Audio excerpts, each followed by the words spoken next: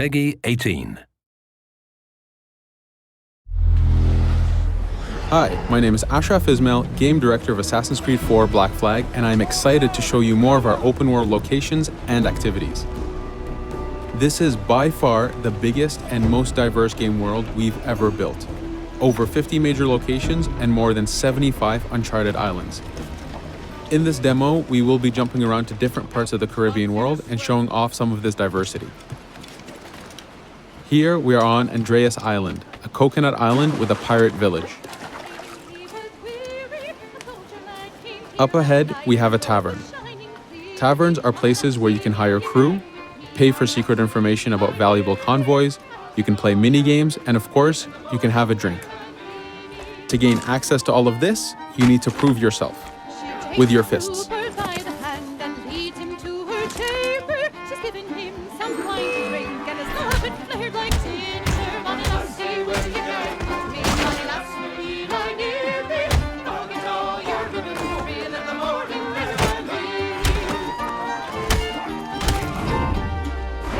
Now that the fight is over, you have access to the tavern and its services.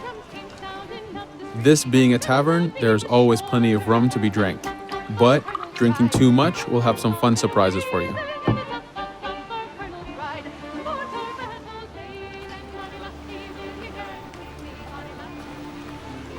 Now let's head to that viewpoint and sync up. Each viewpoint in the game is a small navigation puzzle to reach the top. Synchronizing unfogs the map, showing you nearby collectibles and activities, and it also becomes a fast travel point so that you can quickly get back here. The world is massive. We need it to make it comfortable and easy for you to get to where you want.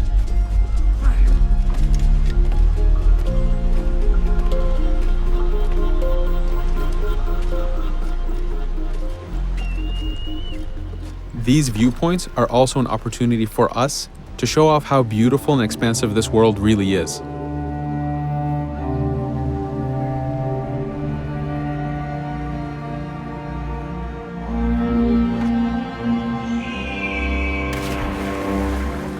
Now we're heading to another important location, underwater shipwrecks. We are now able to access these locations because we recently purchased a diving bell. These are real 18th century devices that pirates and sailors used to access the underwater. Underwater is how the golden age of piracy started. Through an incredible hurricane, tons and tons of Spanish gold was lost at the bottom of the seabed. This attracted poor, jobless sailors and pirates to dive down and grab this treasure. It was important for us to include the underwater as a new environment because it was so important to the history of piracy. The underwater is full of unknown dangers and predators.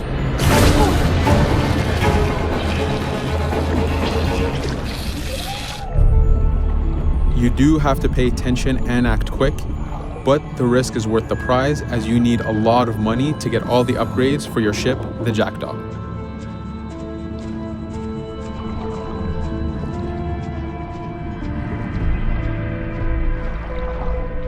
Stealth is very important even in the underwater. Here we can use the seaweed and plant life to keep yourself hidden from sharks and other dangers.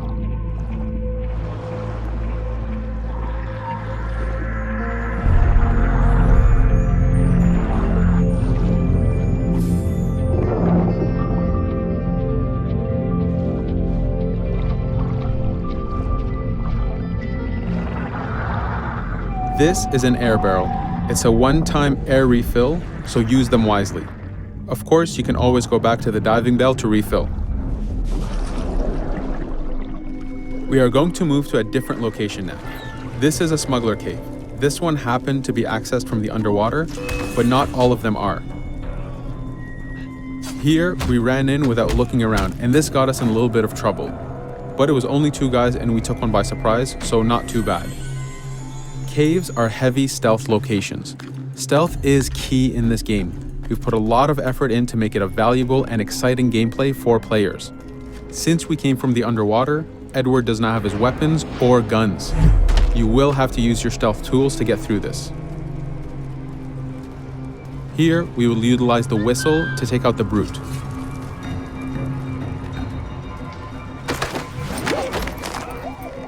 Anytime an enemy is taken out, they will drop their weapon for you to use.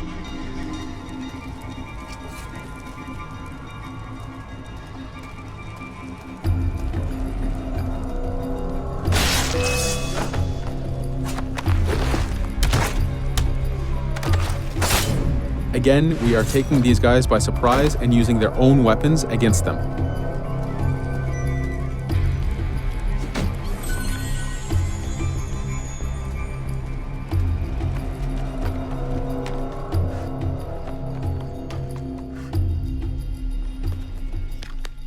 Using just your fists keeps things quiet. This allows you to take advantage over the second guard.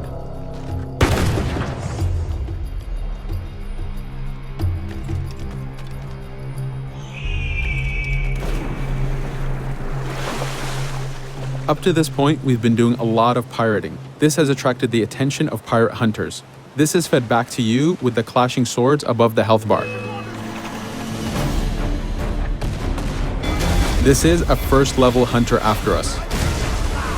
You can push the wanted system to reach level 4, where you have a fleet of intense aggressive hunters after you. The horn you heard indicates that this is a charger type ship. This ship is all about getting close and ramming. Each ship type has a unique sound associated to it, the scariest being the war drums of a man of war. Your first mate, Otawale, is always giving you helpful advice and feedback. The chain shot is a stun weapon. Hitting ships slows them down. Great for stopping a charger's attack.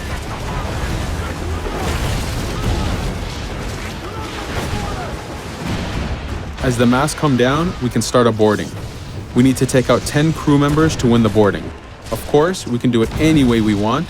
In this case, since this is a smaller ship, the swivel gun is very efficient.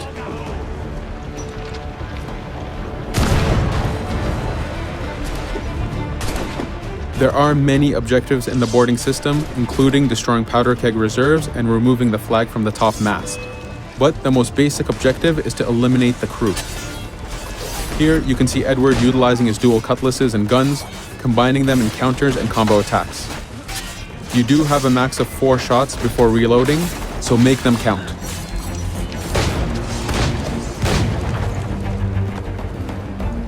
Plundering a hunter allows you to send a very powerful ship to your fleet. They are also a good way to gain ammo for the Jackdaw. In this case, we will use this opportunity to lower our wanted level.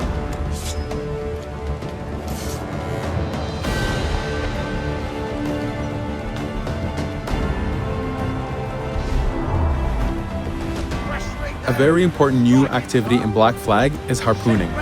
Historically, pirates harpooned as a source of income. Ready the whaleboat, lads.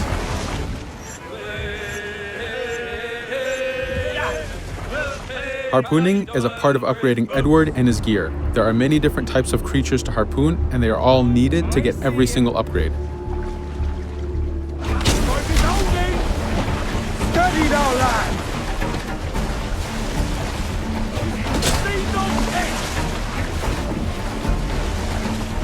Success!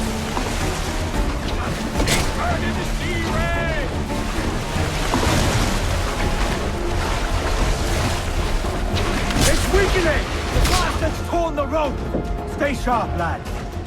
This is one of the smaller harpooning targets. Just imagine taking on a great white shark or a blue whale.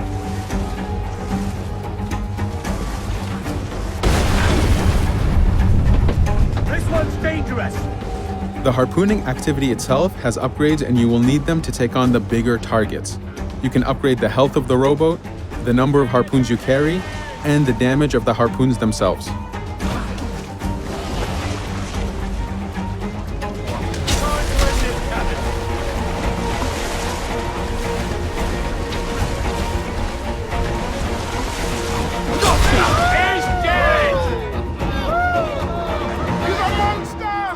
This was just a tease of the activities and locations. There is tons more for you to experience. Thank you for watching.